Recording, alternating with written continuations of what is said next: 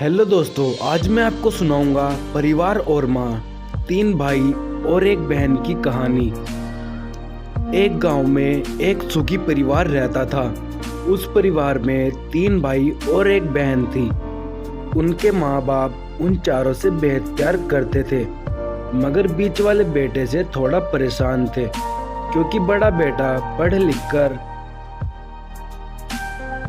Doctor बन गया और छोटा बेटा भी पढ़ लिख कर इंजीनियर बन गया था।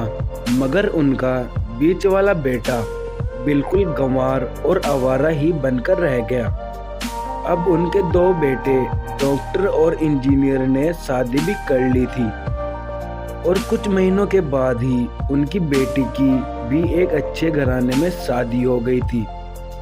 अगर बीच वाला बेटा अभी भी कुंवारा ही था, क्योंकि वो बिल्कुल अनपढ़ था और कहीं पर मजदूरी का छोटा सा काम करता था, इसलिए उसे शादी के लिए कोई भी लड़की नहीं मिल रही थी और उसके माँ बाप उसे बहुत परेशान हो चुके थे।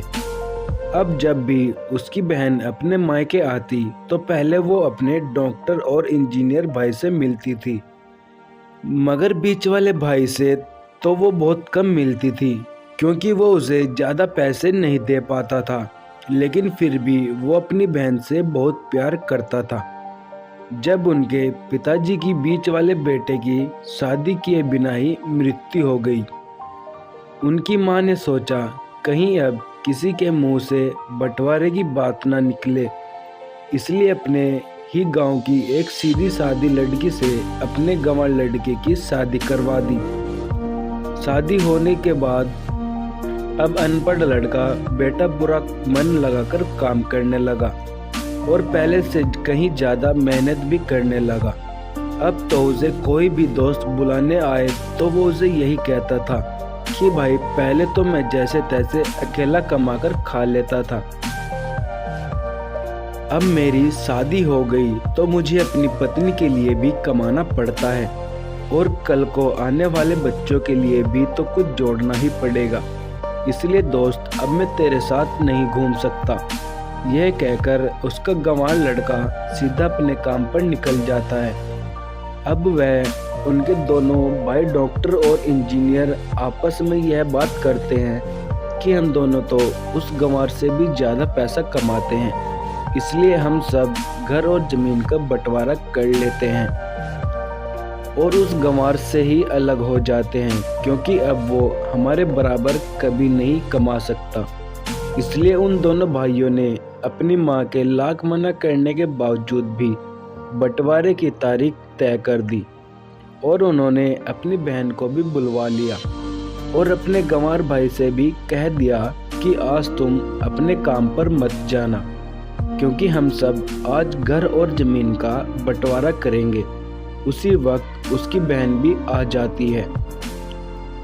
तभी उसका गंवार भाई कहता है कि तुम लोग बंटवारा कर लो, मुझे जो भी देना हो दे देना, मैं शाम को आकर अंगूठा लगा दूंगा।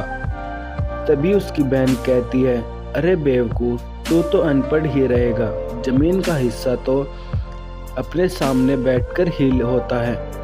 तभी उसके दोनों भाई भी बीच वाले भाई को उल्टा सीधा कहते हैं।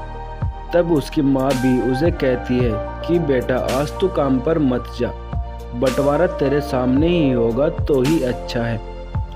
उसी वक्त वकील भी आ जाता है। तभी वकील कहता है कि आपका सारा हिस्सा मिलकर 10 बीघा ज़मीन है और आपका घर है।